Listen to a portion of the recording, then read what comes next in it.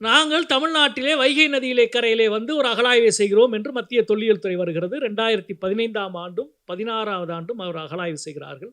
அவர்கள் நினைக்காத பல சான்றுகள், உண்மைகள் கீழே அந்த தொல்லியல் களத்திலே இருந்து, தொல்லியல் மேட்டிலே இருந்து, அகழாய்வு குழிகளிலே இருந்து கிடைக்கிற பொழுது, ஒன்றிய அரசு உண்மையிலே ஒன்றிய தொல்லியல் துறை அதனால் இந்த உண்மைகள் இங்கே ஐயா அவர்கள் குறிப்பிட்டதைப் போல நாம் கற்பிதம் செய்து சொல்லிக் கொண்டிருக்கிற கதைகளுக்கு எதிரான உண்மைகளாக மேலெழுந்து வருகிறது என்பதற்காக அவர்கள் 2015, 16 2 ஆண்டோடு 2வது ஆண்டில் அகழாய்வை நிறுத்தினார்கள். இந்தியாவில் இவ்வளவு வளமான சான்றுகள் கிடைக்கிற ஒரு தொல்லியல் மேட்டை கண்டுபிடித்தது ஏஎஸ்ஐ. இவ்வளவு சான்றுகள் கிடைக்கிற பொழுது உற்சாகமாக அடுத்த ஆண்டுகள் அகழாய்வு செய்யணும். இத்தனை வருஷமாக ஹரப்பா மொஹஞ்சதாரோவினுடைய அகழாய்வுகள் நடந்திருக்கு. 50 வருஷம், 40 வருஷம், 60 வருஷம் நடந்திருக்கு. 100 வருஷமா நடந்துருக்கு சொல்ல போனா. சான்றுகள் கிடைக்கிற பொழுது மேலும் கூடுதல் நிதி ஒதுக்கி கூடுதல் ஆய்வாளர்களை அனுப்பி இதை அந்த அகழாய்வினுடைய பணியை விரிவுபடுத்த வேண்டும். அதற்கு மாறாக 2016ஓடு எண்ணி அகழாய்வை தொடர வேண்டியதில்லை என்று நிறுத்தினார். அப்படி நிறுத்திய பொழுதுதான் 2016 செப்டம்பர் 30ஆம் தேதி யாசகம் கேட்கும் தொல் நகரம்